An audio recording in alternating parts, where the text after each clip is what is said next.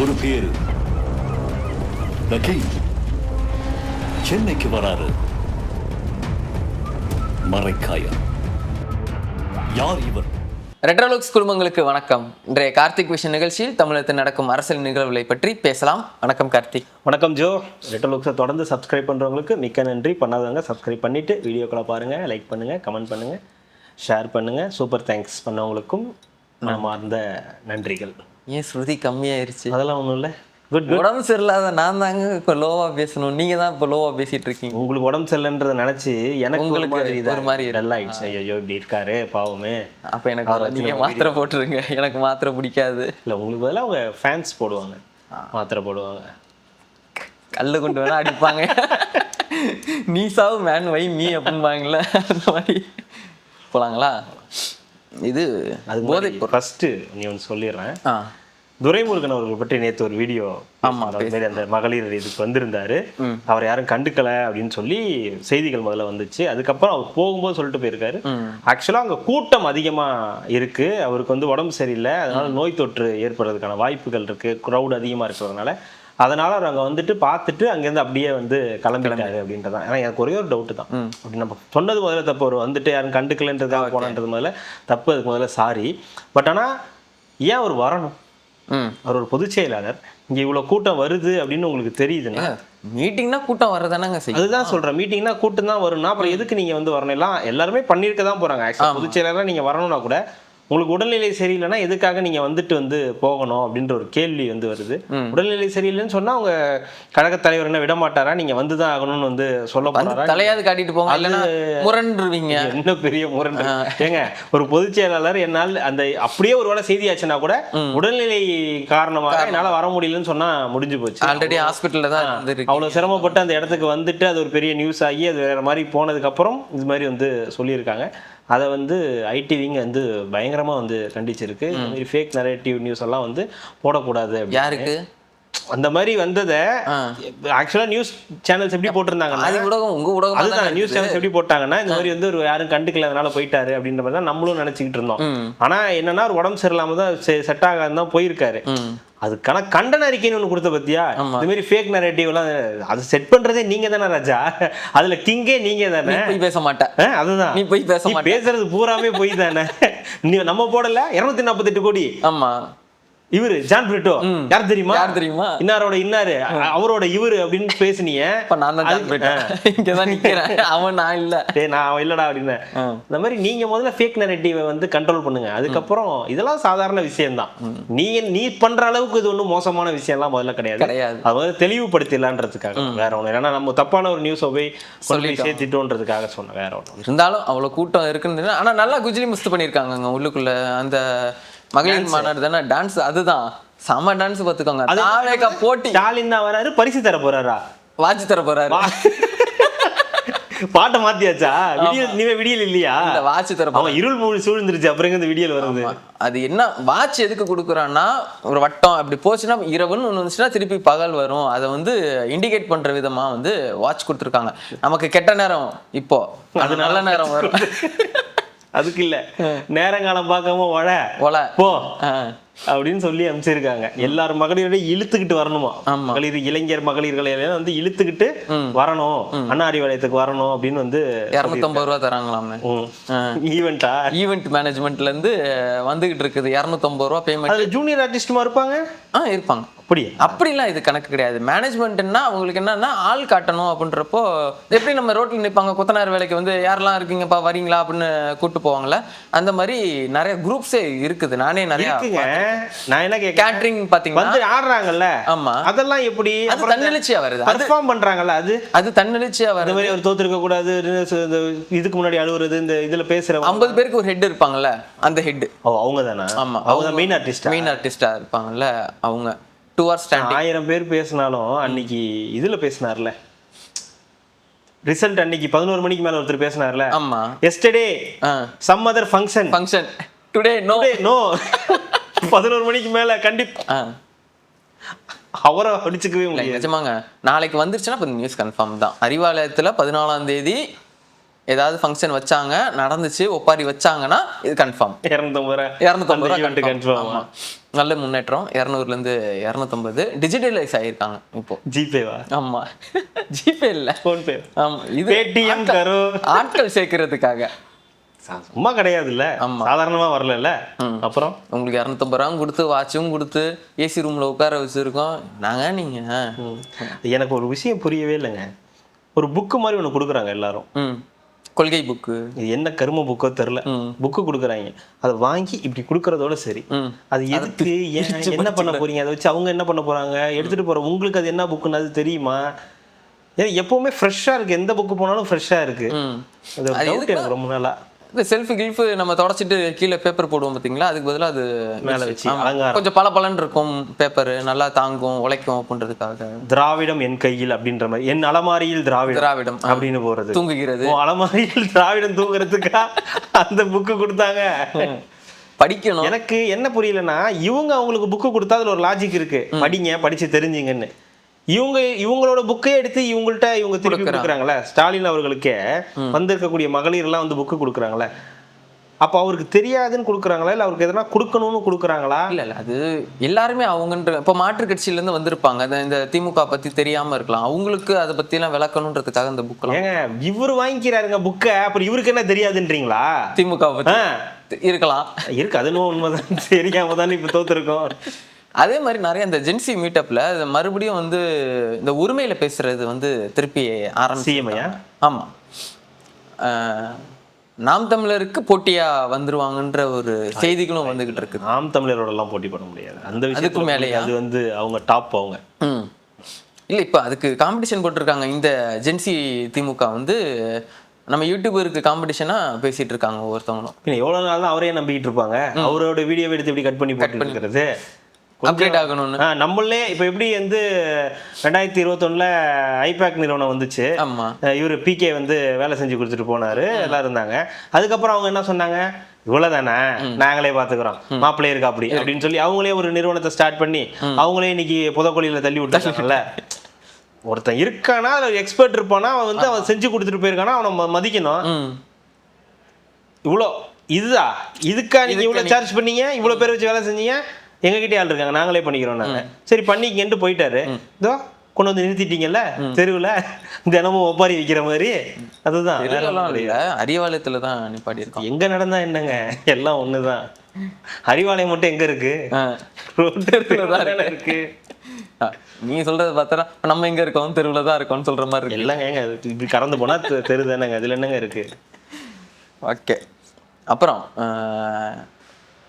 என்ன 15 நாளில் 1328 பேர் வந்து போதைப்பொருள் அந்த தடுப்பு இதில் வந்து கைது பண்ணியிருக்காங்க தமிழ்நாடு அரசு. டிஜிபி அவர்கள் வந்து சொல்லியிருக்காங்க. சட்டம் ஒழுங்கு. ஆமாம், போதைப்பொருள் அந்த பயன்படுத்துகிறவங்க இந்த மாதிரி இருக்கிறவங்க கைது பண்ணியிருக்காங்க. நல்ல விஷயம்.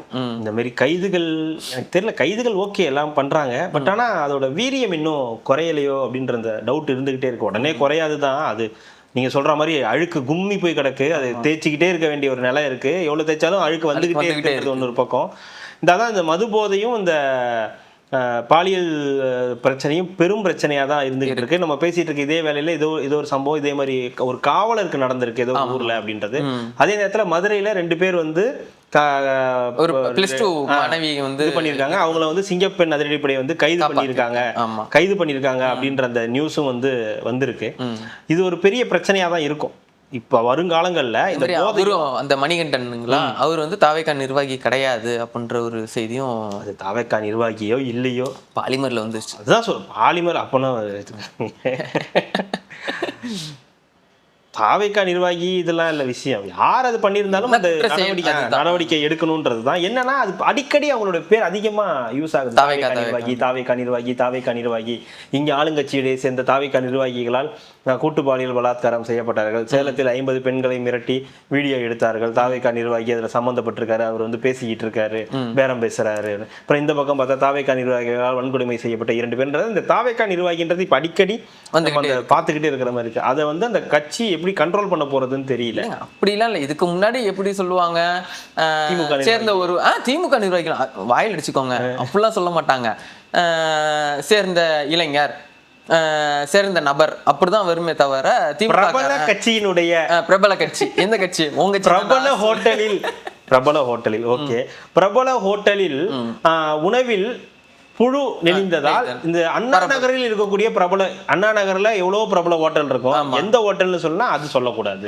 அடுத்த திமுக காரனா இருப்பான், அதிமுக காரனா இருப்பான் அந்த மாதிரி. ஆனா இப்ப ரொம்ப சர்வசாதாரணமா தாவேகா நிர்வாகின்றாங்க. அது என்னன்றது அந்த கட்சியும் வந்து கன்சிடர் பண்ணணும். நிஜமாவே அவங்க தான் இதுக்கு மேல வந்து திமுக இருந்து யாராவது பண்ணாலும் நீ திமுக நிர்வாகின்னு போடு அப்படின்னு சொல்லி தான் நம்ம வந்து அது யாரா இருந்தாலும் அந்த கட்சியை போட்டு தான் வந்து போடணுன்றது தான். நான் என்ன சொல்றேன், அது தாவேகா நிர்வாகின்றத தாவேகா கட்சிக்காரங்க கண்டுபிடிச்சி ஆமா இவங்க கட்சிக்காரனா முதல்ல கட்சியை விட்டு நீக்கிட்டு அடுத்த கட்ட நடவடிக்கை அவன் மேல வந்து எடுக்கணும் அப்படின்றத. ஏன்னா இப்ப சிபிஐ வந்து ஒரு இது அறிவிச்சிருக்காங்க. சேலத்துல அந்த 50 பேரோட அந்த பெண் பாலியல் இதை வந்து சிபிஐக்கு வந்து சிபிசிஐக்கு மாத்தி விடணும்.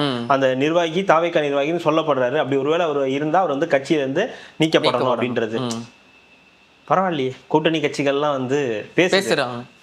எவ்வளவு பெரிய விஷயம். ஆர்ப்பாட்டம்லாம் நடத்துறாங்கங்க, எந்த பிரச்சனையும் இல்லாம ஆர்ப்பாட்டம் நடத்துறாங்க. ஆளுங்கட்சிக்கு எதிராக கண்டன தீர்மானங்கள் நிறைவேற்றுறாங்க.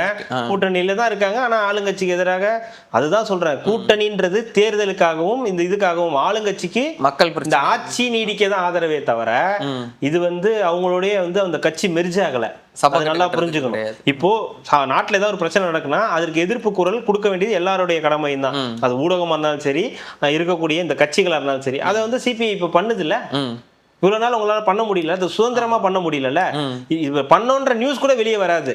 அப்புறம் பண்ணதையே வந்து நீங்க சொல்லிதான் 4 பேருக்கு தெரியற மாதிரி இருக்கும். அப்படியே நீங்க பண்ண போனீங்கன்னாலும் கரண்ட் புடுங்கி விட்டுருவாங்க, இல்ல வேற ஏதாவது நடக்கும், இல்ல அதுக்கு முன்னாடி வேற ஏதாவது போராட்டத்தை போட்டு அதை நிறுத்திடுவாங்க, இல்ல உங்க போராட்டத்துக்கு அனுமதி கொடுக்க மாட்டாங்க. இது மாதிரி ஏகப்பட்ட பிரச்சனைகள் இருந்துச்சு. ஆனா இந்த நேரத்துல ஏதாவது ஒரு பிரச்சனை கூட முதல்ல போய் சிபிஐயோ சிபிஎம்மோ போய் விவசாயிகளுக்கு ஆதரவாகும். கரண்ட் இல்லைன்றத ஒரு ஓப்பனா சொல்றாரு. கரண்ட் என்னங்க இப்படி கட் ஆகுது, இந்த மாதிரி நடந்ததே இல்லை, இவ்வளவு கட் ஆகுதுன்னு. அப்ப இதுவே ஆளுங்கட்சி திமுக வந்தா இது மாதிரி ஒரு நியூஸே உங்களால பண்ண முடியாது.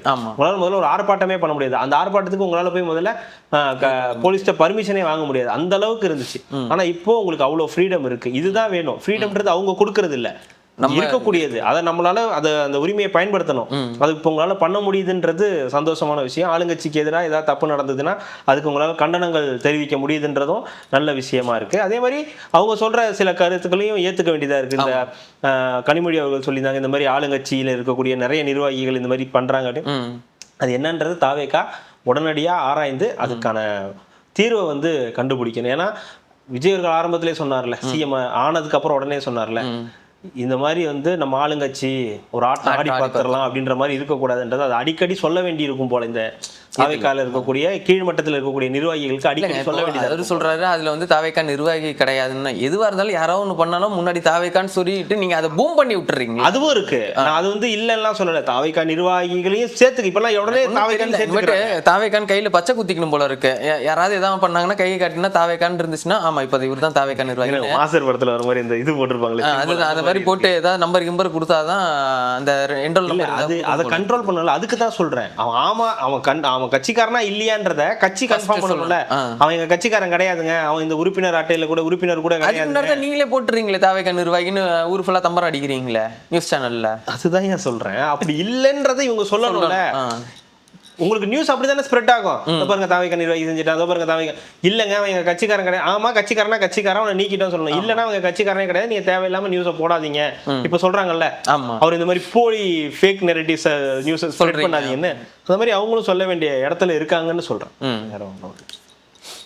அடுத்தது வந்துட்டோம்ல, அடுத்து ஒரு மாபெரும் பொதுக்கூட்டம் நடக்க போகுது. என்னங்க எங்க அது ஒரு இடத்துல நடக்க போகுது. அது எந்த கட்சின்னு கேளுங்க, எங்கன்னு கேக்குறீங்க. ஒருத்தது யார் பண்ண போறா, எந்த கட்சி பண்ண போகுதுன்னு கேளுங்க. என்னவா இல்ல அண்ணாவான்ற மாதிரி அண்ணாமலை அவர்கள் கட்சி தொடங்கி ஒரு மாபெரும் பொதுக்கூட்டம் நடக்க போகுது. யாருக்கு எதிரானா பிஜேபி. அடங்கப்பா. அதாவது அவங்க என்ன சொல்றாங்கன்னா, பிஜேபி வந்து நீ ஒரு ஆம்பளையா இருந்தா அப்படின்னு இருக்காங்க, பண்ணிப்பாரு, நீ பிஜேபின்றது வந்து தடத்திலே இருக்காது அப்படின்னு சொல்லி பேசியிருக்காங்க மேடை போட்டு. அதில் வந்து நம்ம பாய்ஸ்காரன் அவரும் ஃபோட்டோ போட்டிருக்காங்க. பிச்சைக்காரன் செக்யூரிட்டி பிச்சைக்காரன் அவங்களை எதிர்த்து இவங்க பேய்க்கு சண்டை, அது ஊரே வேடிக்கை பார்க்குது. ஆமா, அவர் டைலாக் தானே. இல்ல அது சங்கிக்கு சண்டை. நல்லா இருக்கே, இன்ட்ரெஸ்டிங் ஃபேக்டர். இப்போ புரியுதா? பாஜகவை எதிர்க்கிறதுக்கு தமிழ்நாட்டுல ஒருத்தன் புதுசா பிறந்து வந்துட்டான்டான்னு உங்களுக்கு இப்ப புரியுதா? யாரா நீங்க? இப்ப பாஜக ஓட்டெல்லாம் யாருக்கு, எதிர்ப்பு ஓட்டெல்லாம் யாருக்கு போகும்? அண்ணாமலைக்கு தான் போகும். ஆமா, உடனே முதல் ஆளா அங்கதான் போகும். சும்மா ஜோக்ஸுங்க. அதுல விஷயம் என்னன்னா, அதுல அண்ணாமலை படத்தை பெருசா போட்டு சின்னதா வந்து பொதுச் செயலாளர் படம் மாதிரி ரஜினி போட்டோ போட்டாங்க. தலைவர் பார்த்துட்டு கடுப்பாயிட்டாரு. என்னடா என் போட்டோ சின்னதா போட்டிருக்கீங்கன்னு ஒரு அறிக்கை ரஜினி ரசிகர் மன்றம் மூலம் வந்துச்சு. இதுவார் போட்டோ கிட்டலாம் போற வேலை வச்சுக்காதீங்க. எந்த அமைப்போ எந்த கட்சியும் உங்க படத்தெல்லாம் பயன்படுத்தல. நீங்க அதுக்கெல்லாம் அவங்களுக்கு என்ன பயம்னா, வீட்டுக்குள்ள சொல்றதுக்கு பயம் இருக்கு. சின்னதா போட்டாங்கன்னா அவங்க ஒரு அமைப்பு வச்சிருக்காங்கல்ல, அந்த அமைப்புல தலைவர் படத்தை போட்டுட்டாங்கன்னா மக்கள் மேடை. ஆமா, ஐயோ வீட்டுல சொன்னா ஒரு மாதிரி பிரச்சனை ஆகும், பஞ்சாயத்தை கூட்டுவானுங்க, நம்மள தேவையில்லாம உள்ள இழுப்பானுங்க, சண்டை போடுவாங்க, சோத்த சரியா தர மாட்டானுங்களே. மனைவியோட இதுக்கு கூட ஆதரவு கிடையாது. சொல்ல முடியல டைரக்டா, என் படத்தை போட்டு நீங்க எதுவும் பண்ணாதீங்கன்னு சொல்ல முடியல. என் படத்தை போட்டுக்குங்கன்னு சொல்ல அப்படின்னு வந்தேன்னு இந்த மாதிரி ஏதாவது சொல்ல வேண்டியதாச்சு. அதுக்கு நடிக்க மாட்டேன்னு சொல்ல இருக்காரு.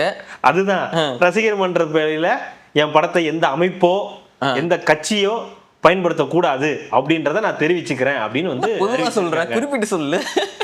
அதான் சொன்னல, அமைப்புன்னு சொன்னல, அதுல நீங்க புரிஞ்சுக்கணும் யாரு என்னாரு அப்படின்றது. ஏங்க, சொந்த மகள் படமா இருந்தாலும் சொந்த மருமகன் எடுக்கிற படமா இருந்தாலும் அவருக்கு சம்பளம் உண்டுங்க. அதுல எல்லாம் காம்ப்ரமைஸே கிடையாது. நீங்க இருக்கீங்க கூலிக்காரனா மாறிடுவோம் நம்ம. ஆமா, என்னங்க இது நடிக அவ்வளவுதான். அதுக்கப்புறம் தான் யாரா இருந்தாலும், அதுக்கப்புறம் தான் அப்பா யாரா இருந்தாலும் என்ன, பொண்ணா இருந்தா என்ன, பையனா இருந்தா என்ன, துட்டு. அதுக்கப்புறம் தான் ஏங்க ப்ரொஃபஷனலுங்க அது. அதுல என்னங்க தப்பு? ஒரு ப்ரொஃபஷனலா நான் இந்த மாதிரி இவர் மட்டும் எதுக்கு அங்க போய் வருதுல்ல அப்படின்னாருல, அது நட்பு ரீதியா அவர் வந்து பேசுறாரு. சாமி ஏதோ வருது, நீங்களே வருதுல்ல, அது நட்புங்க. அது அவர் என்ன எனக்கு கொடுங்கன்னு நான் சொன்னாரு, ஏதோ வருதுன்னு சொன்னீங்க, வருதுன்னு சொன்னீங்களே, வருது இல்ல. ஏங்க, அவங்க எல்லாம் அந்த காலத்துல அப்படி கஷ்டப்பட்டவங்க. ஒரு பணம் இல்லாம பணத்தை ஏமாத்து, அவங்க நடிக்க வருவாங்க, பணத்தை கொடுக்காம ஏமாத்திடுவாங்க, இல்ல அசிங்கப்படுத்தி அந்த மாதிரி பண்ணுவாங்க. அதனால அப்பத்துல இருந்து என்ன முடிவு பண்ணாங்கன்னா, ஃபர்ஸ்ட் பேமெண்ட், அதுக்கப்புறம் தான் எதா இருந்தாலும் ஃபர்ஸ்ட் பாதி பேமெண்ட் பண்ணிடணும். படம் முடிச்சு டப்பிங் முடிக்கிறதுக்கு முன்னாடி இன்னொரு பேமெண்ட்டை முடிச்சு விட்டுறணும். இதுதான் இதை எல்லாரும் வீட்டுல இருக்கவங்கள்ட்டையும் அப்ளை பண்றாரு. அவ்வளவுதான். ஏங்க, அவரை வச்சு படம் எடுத்து லாபம் பார்க்கணும்னா முதல்ல அவருக்கு காசு கொடுக்கறது இல்லையா? அதுதான் அவர் கேட்கிறாரு. கொடுங்க, இப்ப நான் உங்க பொண்ணு இருந்துட்டு போ, செக்க வச்சுட்டு போ, டெபாசிட் ஆகி கிரெடிட் ஆனதுக்கு அப்புறம் தான் இருந்தாலும் அந்த சம்பளம் எங்கம்மா சேர்த்திருக்கேன்ல, இவ்வளவு சேர்த்து வச்சிருக்கேன். யாருக்கு வச்சிருக்கேன்? உங்களுக்கு தானே வச்சிருக்கேன், உங்களுக்கும் உங்க பசங்க தானே வச்சிருக்கேன். அப்ப நான் கேட்கறத நீங்க கொடுக்கணும்ல. அதுதான். யாரு எனக்காக கேட்கல, உங்களுக்காக தான் கேட்கறேன். அதான் கேட்கிறேன். அது ஏன் என்கிட்டயே இருக்கட்டும். அதுதான்ப்பா, நீங்க எடுப்பீங்க, கன்றாவியா எடுப்பீங்க, ஸ்போர்ட்ஸ் படம் எடுக்கிறேன்னு சொல்லி ஆர்டிஸ்ட்க்கு. அப்புறம் இல்லைன்னா ஏதாவது இப்போ எவன்கிட்டயாவது எங்கேயா கோத்து விட்டுற வேண்டியது, இந்த படம் எடுக்கிறேன் அந்த படம் எடுக்கிறேன்னு. இந்த மாதிரி தான் ஏதாவதுன்னு. எனக்கு தெரிஞ்ச ஒரு நடிச்ச 2 நல்ல படம் கபாலி, காலா. அதுல எனக்கு ஒன்றும் இதுவா இல்லை. அதை வந்து 2வது பொண்ணு பண்ணாங்களா, ஃபர்ஸ்ட் பொண்ணு ரெஃபர் பண்ணாங்களா? அவங்க பண்ணது வந்து இல்லைங்க, லிங்கா ரொம்ப கோச்சடையான்லாம் வந்து ஒரு கோச்சிக்கிட்டு போற மாதிரி தான் இருந்துச்சு. அந்த இது வந்துச்சு. என்ன மாதிரி டெக்னாலஜி வேலைப்பாடு. அது என்ன படங்க அது? இந்த மயங்கி விழுந்துட்டாரு ராணா. அந்த படத்தை அப்பதான் தீபிகா படுகோனே தான் வச்சு ஷூட்டிங்லாம் வச்சுட்டு மயங்கி விழுந்து தான் போய் ஹாஸ்பிட்டலுக்குலாம் போயிட்டு வந்து ரெக்கவரி ஆனதுக்கு அப்புறம் சரி இப்படி ஒன்று ட்ரை பண்ணுவோம் அப்படின்னு சொல்லி ட்ரை பண்ணி மொத்தமா அதுல வந்து மண்ணள்ளி போட்டாங்க. எங்கோ போகுதோ வானம் அங்கே போகிறோம் நாமும். ரகுமான் தீயா போட்டிருந்தாரு, பயங்கரமா ஃபயரா தான் ஒர்க் பண்ணியிருந்தாரு. ஒர்க் பண்ணி என்ன பண்றது, இங்க அணைஞ்சு போச்சு எல்லாம் அப்படின்ற மாதிரி தலைவரை 3Dல கொண்டு வந்து அசிங்கப்படுத்தி விட்டாங்க. ஆனா அதையும் அவங்க மேட்ச் பண்ணாங்க. 3D இந்த எல்லா டைமென்ஷன்லயும் ஒரே தலைவர் அவரு தான். அவர் பிளாக் அண்ட் ஒயிட்டா இருக்கட்டும், கலருக்கு மாறினதா இருக்கட்டும், அதுக்கப்புறம் வந்து எல்லா தொழில்நுட்பத்திலையும் நடிச்ச ஒரே ஹீரோ அவர் தான். பட் ஆனா இதெல்லாம் வந்து கிட்டவல. அப்புறம் கோச்சரியானுக்கு அப்புறம் அவங்க பொண்ணு படங்களை நடிக்கிறதோ ப்ரொடியூஸ் பண்றதுல ஒரு விருப்பம் இல்லை. அதுக்கப்புறம் ஒரு பெரிய அந்த லிங்கா மாதிரி ஒரு டாப் நாச் படத்துல நடிச்சார்ல, அந்த ராஜா கேரக்டர்லாம் நல்லா தான் இருக்கும். அந்த போர்ஷன் சூப்பரா தான் இருக்கும். திருடன் கேரக்டரா? அந்த திருடன் எங்க வருவார்ல, லிங்கேஸ்வரா, ராஜா லிங்கேஸ்வரன். அந்த பைக்கை கொண்டு இடிச்சு அந்த ஸ்ட்ரைட்டா அந்த இதுக்கு பேரஷூட்டுக்கு போவார்ல, அதுல மக்கள் ரொம்ப அப்செட் ஆயிட்டாங்க. தலைவராகவே இருந்தாலும் இதில் கொஞ்சம் ரொம்ப குருவி படத்துல பாலத்துல இருந்து தண்டாவளத்துக்கு தாவனதுக்கே மக்கள் அந்த பேச்சு பேசுவாங்க. அதுதான் ஏன் சொல்றேன், உங்களுக்கு அதையே வெறியானவங்க ஒரு யங் ஹீரோ அவரே இப்படி தாவக்கூடாதுன்றோம். நீங்க என்ன நினைச்சிட்டு இருக்கீங்க, நீங்க ஹாஸ்பிட்டலுக்குலாம் போயிட்டு வந்துருக்கீங்க, நீங்க இப்படி தாவலாமா அப்படின்னு மக்கள் கடுப்பாயி போங்க இனிமே நீங்க வேணாங்க அப்படின்ற மாதிரி ஒரு முடிவுக்கு வந்தாங்க. அப்பதான் டக்குன்னு தலைவர் கொஞ்சம் சுதாரிச்சாரு. அதுதான் எக்ஸ்பீரியன்ஸ்ன்றது. இனிமே கேஎஸ் ரவிக்குமார், பி வாசு இவங்கெல்லாம் வந்தாங்கனாலே வீட்டில் இல்லைன்னு சொல்லிடுங்க, நான் வெளியே போயிட்டேன் இமயமலைக்கு போயிட்டேன்னு சொல்லிடுங்க, நான் இந்த பக்கம் இல்லைன்னு சொல்லிடுங்க அப்படின்ற மாதிரி சொல்லிட்டு இருக்காரு. ஃபோன் நம்பர்லாம் மாத்திட்டு இருக்காரு. ஃபோன் பண்ணா வேற யாருக்கோ எங்கேயோ போற மாதிரி பண்ணிட்டு இருக்காரு. அதுக்கப்புறம் தான் சரி இனிமே இவங்க செட் ஆக மாட்டாங்க, கார்த்திக் சுப்ராஜை கூப்பிடுங்க, ரஞ்சித்தை கூப்பிடுங்க, இந்த மாதிரி கூப்பிடுறதா வந்தவர் தான் ரஞ்சித். கபாலி எடுத்தாரு, ஒரு மாதிரி போச்சு. படம் ஒரு மாதிரி இருந்தா கூட ஒரு மாதிரி அவருடைய வயசுக்கு ஏற்ற மாதிரி மாறினது அப்பத்துல இருந்து ஆரம்பிச்சுது. அதுல இருந்து தலைவர் உஷாராயிட்டாரு. ஃபர்ஸ்ட் பேமெண்ட், அதுக்கப்புறம் யங்ஸ்டர்ஸ், ஃபர்ஸ்ட் யங்ஸ்டர்ஸ்ங்க, அப்புறம் பேமெண்ட், அதுக்கப்புறம் தான் எல்லாமே எதா இருந்தாலும். இப்போ வரைக்கும் பாருங்க யங்ஸ்டர்ஸ் கூட தான் நடிச்சிட்டு இருக்காரு. இப்போ லோகேஷ் கனகராஜ் முடிச்சு விட்டாரா கூலியில, அந்த மாதிரி தான். அப்புறம் நடுவுல கொஞ்சம் ஒரு மாதிரி யங்ஸ்டரும் இல்லாம ஆசை என்னன்னா பிரதீப் ரங்கநாதன் அடுத்தது அவரை வச்சு இயக்கணும். அது இருக்கு, நான் சொல்றேன்.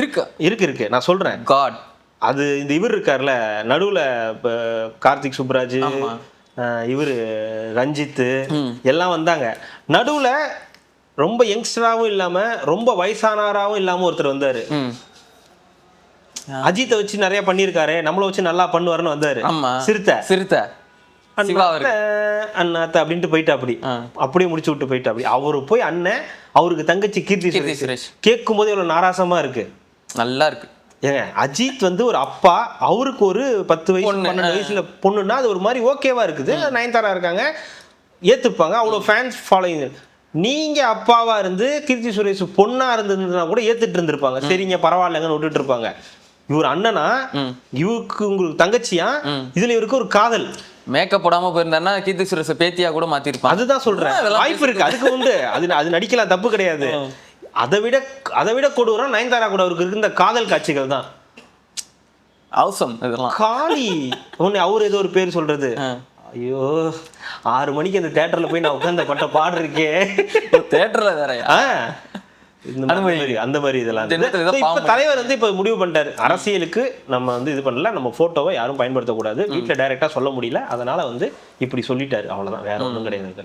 தான் விஷயம். அது ஒருவேளை இவர் லாரன்ஸ் எடுக்க போறதுக்கும் அதுக்கு முன்னாடி வந்து அண்ணாமலை அவர்கள் வந்து காஞ்சனாவுக்கு கேட்டிருக்காங்க, அவரை ஒரு காஞ்சனா சீரிஸ்ல தலைவரை யூஸ் பண்ற மாதிரி கேட்டிருக்காங்க. அதே பேய் அதே வீடு அதே இருக்கு, தலைவரே கூட்டு கண்டிச்சிட்டாராம் ஒரு தடவை, காஞ்சனா 4 சொல்லிட்டாராம், இதுக்கு மேல இந்த படத்தை நீ எடுக்காதன்ட்டாராம். அவர்கிட்ட போய் போட்டு காட்டியிருக்காரு, எல்லா படத்தையும் போய் போட்டு காட்டுவாரு. அவர் வந்து பாரு சூப்பர் பா அப்படி இப்படின்னு 4வது பாட்டு காட்டும் போது சொல்லிட்டாராம், இதுக்கு மேல செல்ஃப் எடுக்காது, இதை தூக்கிட்டு தெரியாது அப்படின்ட்டாராம். அதோட நிறுத்தினவர் தான் லாரன்ஸ். அதுக்கப்புறம் எடுக்கல பாருங்க. அவர் ஒரு ஐடியா கொடுத்தாராம் அப்படின்னு ஒரு செய்தி.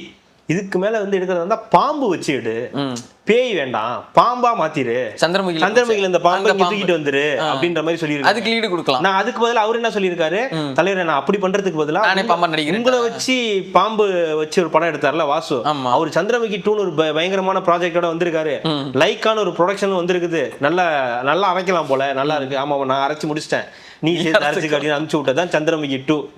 இதுல சந்திரமுகி 2ல பார்ட் 1ல நடிச்சது தலைவர், பார்ட் 2ல நடிக்கிறது சின்னவர் லாரன்ஸ். ஆமா, அவரு வேட்டையனா பாத்திருக்கீங்களா? பார்க்காதீங்க, நான் இன்னும் பார்க்கல. சன் டிவில போடுவான் 6:30 மணிக்கு பிரைம் டைம்ல.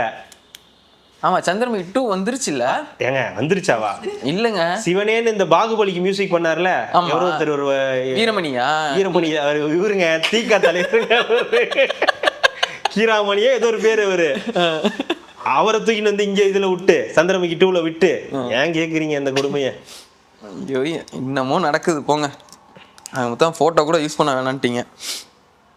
அடுத்தது டாஸ்மார்க் 10 ரூபாய் வந்து எக்ஸ்ட்ரா வாங்கக்கூடாது, கடும் நடவடிக்கை எடுக்கப்படும் சொல்லிட்டு விக்னேஷ் அவர்கள் வந்து சொல்லிட்டு இருக்காங்க. இது படிப்படியாக ஃபுல்லாக எல்லா இடத்துலையுமே குறைக்கணும். அதே மாதிரி அந்த நிறுவனத்தில் அந்த வேலை வாங்குறவங்க, பெட்டி வாங்குறோம், அது எல்லாத்துக்கும் சேர்த்து தான் டெண்டர் போட்டிருக்கு. நீங்கள் எக்ஸ்ட்ராவாக காசு வாங்காதீங்க, உங்களுக்கு சம்பளம் பத்தலைனாலும் அதிகாரி யார் இருக்காங்களோ நீங்கள் அவங்கக்கிட்ட கேளுங்க, இனிமேட்டு இதெல்லாம் பண்ணக்கூடாது அப்படின்ட்டு இருக்காங்க. நெக்ஸ்ட்டு டார்கெட்டை வந்து மணமகிழ் அந்த விடுதியாக அந்த இது அதுக்கு தான் அடுத்த டார்கெட் அங்கே தான் வரப்போறேன் அப்படின்னு வந்து சொல்லியிருக்காங்க. ஆமா, அது அவர் அந்த ஒர்க்ல ஒரு தீவிரமா இருக்காரு. அதே மாதிரி தனியார் மயமாக்கலதை பத்தி என்ன யோசிக்கிறீங்க, போயிட்டு இருக்குன்னு சொன்னாங்களே உண்மை அப்படின்னு கேட்டிருக்காங்க. அதை பத்தின பேச்சுவார்த்தை போயிட்டு இருக்குன்றது உண்மை. ஆனா அது நடந்தா என்ன ஆகும், அதனால என்னெல்லாம் விளைவுகள் வரும், ஒருவேளை அது நடக்கலைன்னா ஏன் இத்தனை வருஷமா அது பண்ணல, எதனால அது பண்ணாம இருந்திருக்காங்க, யார் யார்கிட்ட எவ்வளவு பணம் போயிருக்குன்ற பல விஷயங்கள் அதுல வந்து இருக்குங்க. நம்ம ஆல்ரெடி சொன்னதா, தனியார் மயமாக்குறது இன்னைக்கு சொல்லி நாளைக்கு பண்றது இல்ல, அது ஒரு ப்ராசஸ், கொஞ்ச நாள் ஆகும். 1 வருஷம் 2 வருஷம் 3 வருஷம் கூட வந்து ஆகும். ஆனா ஏன் அதை இத்தனை நாள் பண்ணல, என்ன ரீசனுக்காக பண்ணாம இருந்தாங்க, எதுல இருந்தெல்லாம் பணம் வருது, இப்ப கூட அதுல அந்த பெட்டி எடுத்து வைக்கிறது 5 ரூபான்னு ஏதோ ஒரு பெட்டிக்கு 5 ரூபான்ற காசு ஏதோ கேட்கறாங்க, அதெல்லாம் வாங்கக்கூடாது. அப்படி இவர் என்கிட்ட கம்ப்ளைண்ட் பண்ணதுக்காக இவரையும் நீங்க வந்து வேலையை விட்டு நீக்கினீங்கன்னா நான் வந்து நடவடிக்கை எடுக்கிற மாதிரி இருக்குன்ற மாதிரிலாம் வந்து சொல்லிட்டு போயிருக்காரு. ஒரு ஃப்ரெஷர் ஒரு பெரிய ஒரு துறையை வந்து கையாளுறதுன்றது சாதாரண விஷயம் கிடையாது. அதுவும் நேர்த்தியா அதுல ஒரு தெளிவோட நான் கத்துக்கிட்டு இருக்கேன், இதெல்லாம் என்னன்னு தெரிஞ்சுக்கிட்டு இருக்கோம், சேம் டைம் இது வந்து முடிய விஷயம்தான், படிப்படியா மதுவிலக்குன்றதை ட்ரை பண்றோம், அது வரைக்கும் தனியார் மயமாக்குறத கொடுக்கறத பத்தி எப்படின்றத யோசிக்கிறோம்னு சொல்றதெல்லாம் சாதாரண விஷயம் கிடையாது. அந்த மதுவிலக்கு துறைக்கு ஒரு நல்ல அமைச்சரா விஜய் அவர்கள் சிஎம் தேர்ந்தெடுத்திருக்காருன்றது ஒரு நல்ல ஒரு பாராட்டுக்குரிய ஒரு விஷயமா இருக்கு.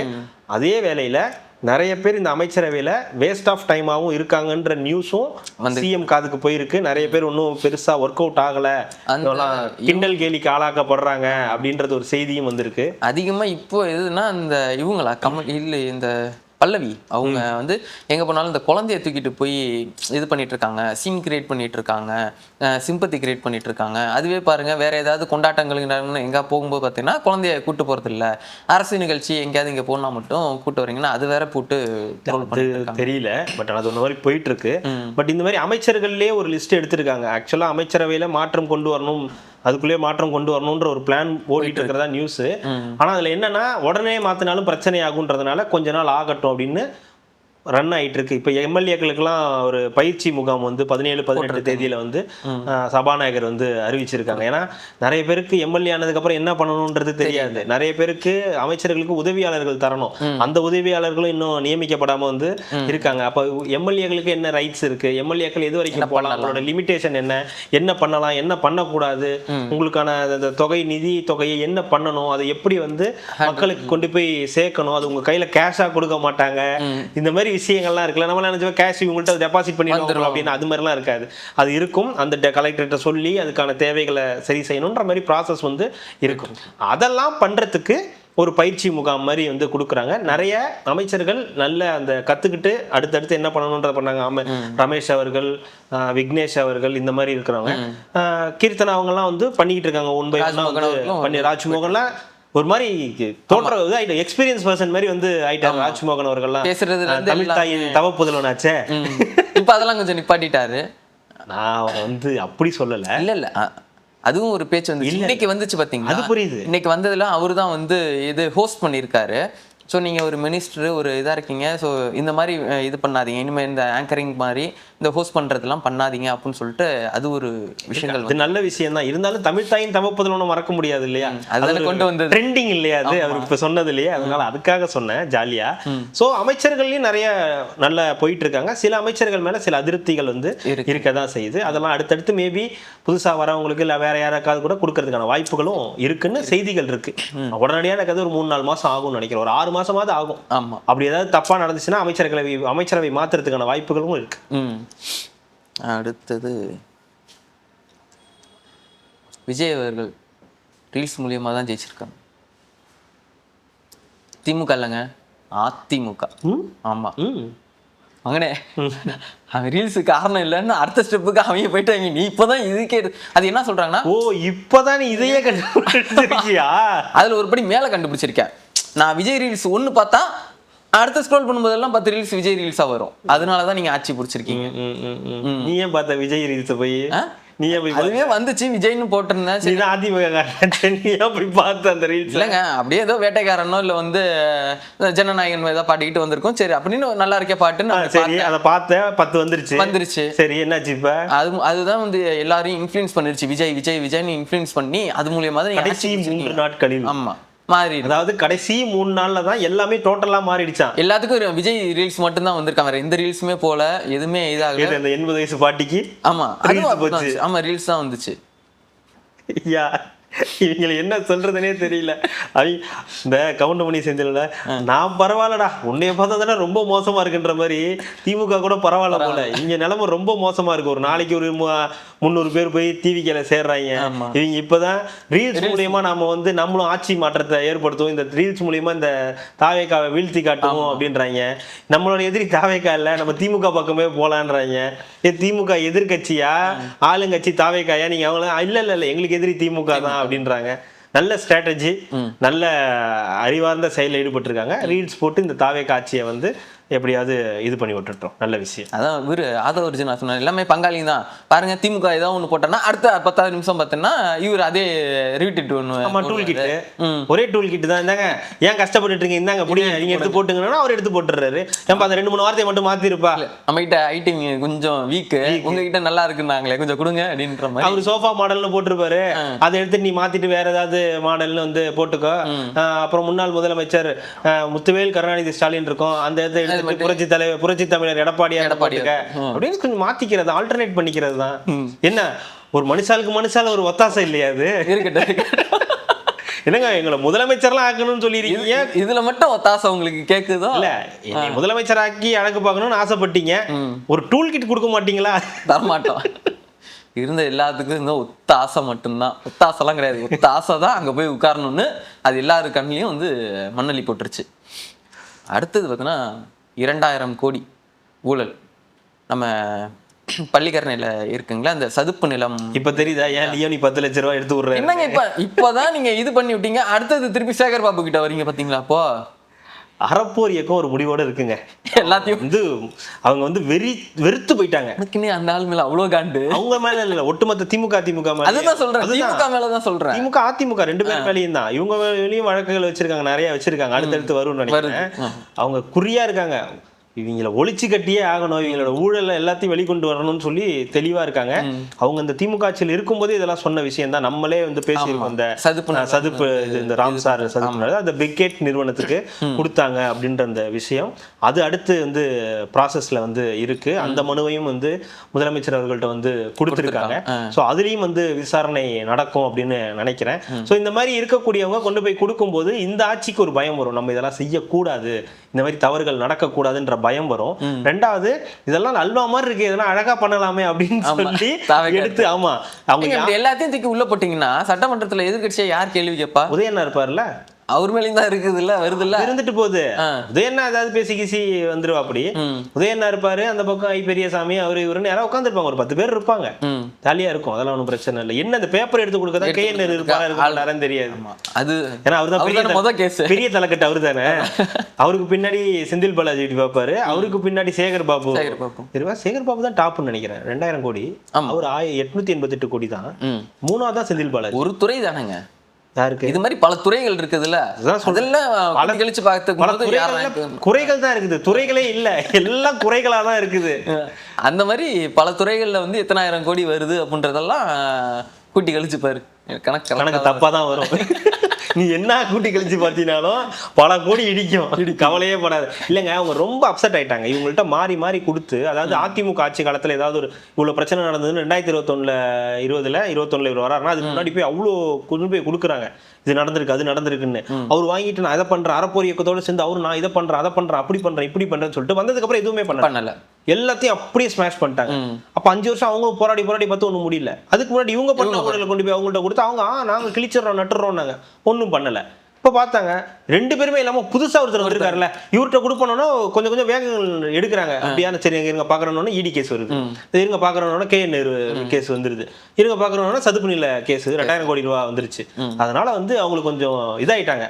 நம்ம சொல்றத ஒருத்தர் கேட்கறதுக்கு வந்திருக்காரு, அப்ப எல்லா கேஸையும் ஏறா தூசி தட்டு, எல்லாத்தையும் தூசி தட்டுன்னு எல்லாத்தையும் எடுக்கிறாங்க. அது நடந்துச்சுன்னா நல்ல விஷயம் தான், பெரிய விஷயம் அது. அதை இந்த அரசும் வந்து ஏத்துக்கணும். அவங்க மேல இவங்களும் வந்து அவங்க கூட இணக்கமா போயிடக்கூடாது, இந்த அமைச்சர்களோ அதிகாரிகளோ இது இணக்கமா போகாம அவங்க மேல உண்மையாக அந்த தப்பு இருந்துச்சுன்னா வழக்கு போட்டு அவங்களுக்கான தண்டனையை வாங்கி கொடுக்க வேண்டியது இவங்களுடைய கடமை. அதை தாவேக்கா அரசு பண்ணணும்னு நம்ம வந்து நம்பலாம். அதே மாதிரி முதல்வர் அவர்களோட பிறந்த நாளை வந்து விமர்சையாக நம்ம வந்து கொண்டாடணும், ஃபுல்லாக தமிழ்நாடு முழுக்க எல்லா இடத்துலையுமே கொண்டாடணும். அந்த செய்தி வந்துச்சு பார்த்தீங்களா? இவர் புசி ஆனந்த் அவர்களே சொல்லியிருக்காரு. ஆமாம், அவரே வந்து சொல்லியிருக்காரு. விமர்சையானா நல்லா பெருசா எல்லாரும் அது நீங்க சொல்லாமலே விமர்சையா தான் கொண்டாடுவாங்க. ஆனா சொல்லியிருக்காங்க. இப்போ என்னன்னா எல்லா இடத்துக்குமே எல்லா இதுக்குமே இனிப்புகள்லாம் வழங்கி ஒரு கொண்டாட்டமா நல்லது பண்ணுங்க, இனிப்புகள் கொடுங்க, முடிஞ்ச உதவிகளை பண்ணுங்க. உங்களால உங்க அமைச்சர்களால எம்எல்ஏக்களால என்னென்ன பண்ண முடியுமோ பண்ணுங்க. நற்பணி உதவிகள்லாம் பண்ணுங்க. பேனர் அடிச்சு மக்களை டார்ச்சர் பண்ணாதீங்க. ஓகேங்களா? இந்த மெயின் ரோட்ல கேக் வெட்டுறது, வாலில் கேக் வெட்டுறது, பெரிய பெரிய பேனர் அடித்து தளபதிக்கு நாங்கள் எங்களோட பாசத்தை காட்டுறோன்னு தலைமைச் செயலகம் போகிற வழியில், மக்கள் கூடுற வழியில், இந்த நடைபாதையில் இங்கெல்லாம் பேனர் வச்சு மக்கள் விருப்பம் சம்பாதிக்காதீங்க. கொண்டாடணும்னு முடிவு பண்ணிட்டீங்கன்னா நல்லா கொண்டாடுங்க. இனிப்புகளை கொடுங்க, பிரியாணிகளை போடுங்க, ஆடுகளை வெட்டுங்க, கோழிகளை வெட்டுங்க, படையல் போடுங்க, சாப்பாடு போடுங்க, என்ன வேணாலும் பண்ணுங்க. ஏன் அன்னைக்கு ரீரிலீஸ் பண்ணி படங்களுக்கு டிக்கெட் கூட எடுத்து கொடுங்க. மக்கள் சந்தோஷமா இருந்துட்டு போறாங்க. நம்மள்ட்ட தான் இருக்குது ரோஹிணி தேட்டர், 6 ஸ்கிரீன்லயும் போட்டு விட வேண்டியதானே? என்ன இருக்குது? ஒரு பக்கம் கில்லி, ஒரு பக்கம் போக்கிரி, ஒரு பக்கம் திருமலை அப்படின்னு என்னென்ன படம் இருக்கு எல்லாத்தையும் போட்டு விடுங்க. முடிஞ்சா ஜனநாயகம் இருந்தாலும் போட்டு விடுங்க. அது தவறான செயல். நாங்கெல்லாம் வருவோம் அப்படின்ற மாதிரி அந்த மாதிரி கொண்டாடுங்க. தேவையில்லாம பேனர்கள்லாம் வச்சு இந்த கேக் வெட்டுறது, இந்த ஸ்பீக்கர் வச்சு பாட்டு போட்டு மக்களை டிஸ்டர்ப் பண்றது அந்த மாதிரி பண்ணாம சிறப்பாக கொண்டாடினா ஒரு பிரச்சனையும் கிடையாது. ஏதாவது விளையாட்டு போட்டிகள் மாதிரி வச்சு உங்களுக்கு ஏதாவது கொடுங்க. இந்த ரத்த தானம் எல்லாம் கொடுப்பாங்க, அந்த மாதிரி வந்து கொடுக்கலாம். முதியோர்களுக்கு உதவி பண்றது, அந்த மாதிரி எவ்வளவோ இருக்கு. அந்த மாதிரி பண்ணுங்க. பொதுமக்களை டிஸ்டர்ப் பண்ணாதீங்க. அதுதான் அவங்களுக்கும் உங்களுக்குமான வித்தியாசமா இருக்கும். அதுக்காக சொல்றேன். நான் கொண்டாட வேணாம்னு சொல்லல, தாராளமா கொண்டாடுங்க. நானே கொண்டாடுவேன். அதே மாதிரி இந்த தொடர்ந்து இந்த செட் ஆஃப் பாக்ஸில் வந்து பிரச்சனைகள் வந்து வந்துக்கிட்டே இருக்குது. ஒரு 3 செய்தி சேனல்கள் வந்து ஒளிபரப்பை வந்து நிப்பாட்டிட்டாங்கன்னு சொல்லிட்டு தமிழக அரசு மேலே வந்து ஒரு விமர்சனம் வச்சுக்கிட்டே இருக்காங்க. என்ன தான் பிரச்சனை அந்த செட் ஆஃப் பாக்ஸில்? செட் ஆஃப் பாக்ஸ் அப்படின்றது நம்மள்ட்ட வந்து நிறைய இருக்கு. ஆனால் அரசு கேபிள்ன்றது டிஎஸ்சி டிவி அப்படின்னு இருக்கிறது தான், டேக் அப்படின்றது தான் நம்மளோட அரசு கேபிள். அதில் வந்து கிட்டத்தட்ட ஒரு 34-35 லட்சம் பேர் வந்து இருக்காங்க. அதில் இணைப்பில் வந்து எல்லாம் இருக்காங்க. இதில் வந்து எஸ்சிவி இருக்கு, அது இல்லாமல் இந்த விகேசி ஏதோ ஒன்று இருக்கும், விகேசி சிறுப்பது சாரி வேற ஏதோ ஒன்று இருக்கு, அது அந்த வீல தான் ஆரம்பிக்கும். அவங்க எல்லாம் இருக்காங்க. அவங்க எல்லாம் போக இருக்கக்கூடியது தான் வந்து இந்த அரசு கேபிள்ல இருக்கக்கூடியது. கிட்டத்தட்ட 16 லட்சம் கேபிள் இணைப்பு இதுல இருக்கு. மொத்தமா 35 லட்சத்துக்கு மேல இருக்கு. இதுல டிஎஸ்சிடி மட்டும் 16 லட்சம் பேர் வந்து இதுல இருக்காங்க. இதுல என்ன விஷயம்னா 2017 37.4 லட்சம் செட்டாப் பாக்ஸ்கள் கொள்முதல் செய்யப்பட்டிருக்கு. அந்த செட்டாப் பாக்ஸ்களான சாஃப்ட்வேர்களை பராமரிக்கிறது இருக்குல்ல, அது வந்து ஒரு வட இந்திய நிறுவனத்துக்கிட்ட இருக்கான். ஓகே, அவங்களுக்கு வந்து நிலுவைத் தொகை வழங்கலன்னா சில சமயம் புடுங்கி விட்டுருவாங்க சப்ஸ்கிரிப்ஷன். ஆமா, அவங்களுக்கு இவங்க அரசு கொடுக்கணும்ல, அதை கொடுக்காத பட்சத்துல அந்த வட இந்திய நிறுவனம் புடுங்கி விட்டுருமா. இப்ப என்ன இருக்குன்னா நிலுவைத் தொகையை வழங்கணும்னு ஆனா ஆயிடுமா. திமுக ஆட்சியில் இது போன்ற சம்பவங்கள் தொடர்கதையாக ஆனதை அடுத்து சாஃப்ட்வேர்களை பராமரிக்கும் பொறுப்பையும் அதற்கான கீ பாஸ்வேர்டுகளையும் வட இந்திய நிறுவனம் கேட்டது அரசு. ஆட்சி மேல் தொடர்பால் பாஸ்வேர்டை கடைசி வரை தரவில்லை அந்த நிறுவனம் அப்படின்றது செய்தி. அதாவது அவங்கள்ட்ட தான் இருக்குது. அவங்க நினைச்சா என்ன வேணா பண்ண முடியலாம். இப்ப பாலிமர் வேணாம்னா பாலிமரை பிடிங்கிடலாம், ஜெயா டிவி வேணா பிடிங்கிடலாம். அந்த மாதிரி அவங்கள்ட்ட இருக்கும் இல்லையா, அது எல்லாமே அவங்க வந்து பண்ணுவாங்களாம். இப்ப இந்த அரசு சிஎம் வந்து டெல்லிக்கு போனதுனால இதை வந்து இப்ப பண்ண முடியல. இப்ப அடுத்து அவங்களோட ஒரு மீட்டிங் வந்து வச்சிருக்காங்களாம். இவங்க என்ன பண்றாங்களாம், இந்த மாதிரி ஒரு நியூஸ் வந்தோன்னே வேணும்னே சில விஷயங்கள்லாம் வந்து பண்ணியிருக்காங்க. அப்படி பண்ணா அரசுக்கு ஒரு நெருக்கடி வரும். உடனே வந்து போடுங்கன்னு இவங்கள்ட்ட இந்த பாஸ்வேர்டும் கிடையாது, கீயும் கிடையாது. இதை இந்த சாஃப்ட்வேர் இது பண்ணவும் முடியாது. அங்கதான் பண்ணணும் அப்படின்னும் போது அப்போ அவங்கள்ட்ட கொஞ்சம் அட்ஜஸ்ட் பண்ணி போக வேண்டிய நிலைமை இருக்கு.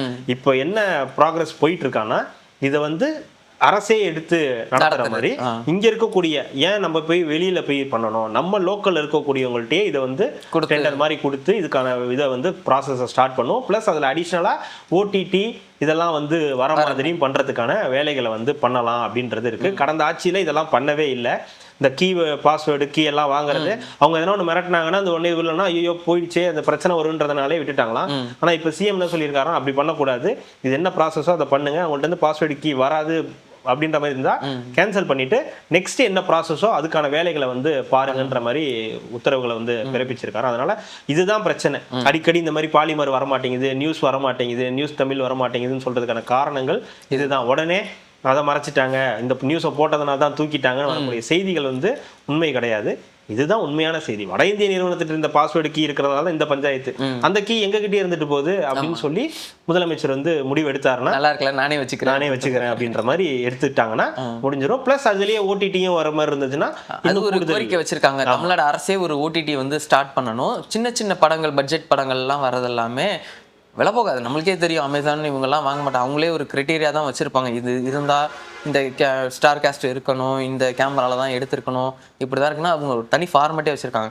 ஸோ அதனால் என்னென்னா சின்ன சின்ன பட்ஜெட் படங்கள்லாம் சொன்னோம், ஒரு 50 லட்சம் 30 லட்சம் இந்த மாதிரி படங்கள்லாம் வரும். இதெல்லாம் வந்து அரசாங்கமே டைரெக்டாக எடுத்துக்கிட்டாங்கன்னா சின்ன சின்ன படங்களில் நல்ல படங்கள் வரதுக்கான வாய்ப்பு அதிகமாக இருக்குது. அதுவும் அது எடுத்துட்டாங்கன்னா நல்ல விஷயம்தான். அப்புறம் பார்த்தா திடீர்னு கருப்பு வந்துருச்சு இன்னைக்கு பிரைம்ல. உட்காந்துட்டீங்க. ஏங்க நம்ம தான் தியேட்டர்லயே பார்த்துட்டோமே. சும்மா சொல்றேன், வந்துருச்சுன்னு சொல்றேன். தெரியாத மக்கள் தெரிஞ்சுப்பாங்கல்ல. ஆமா, கருப்பு படம் வந்துருச்சு. மக்கள் எல்லாரும் பார்க்க வேண்டிய படம். அஃப்கோர்ஸ் எங்க கருப்பனே வாருமையா. வீட்டுல எல்லாம் சாமியாட போறாங்க, பார்த்துட்டு நைட்டு பார்த்துட்டு. இல்லை, தொடர்ந்து பேசுவோங்க. நாளைக்கு என்ன நடக்க போகுதுன்னு தெரியல. தொடர்ந்து பேசுவோம். மிக்க நன்றி. மகிழ்ச்சி.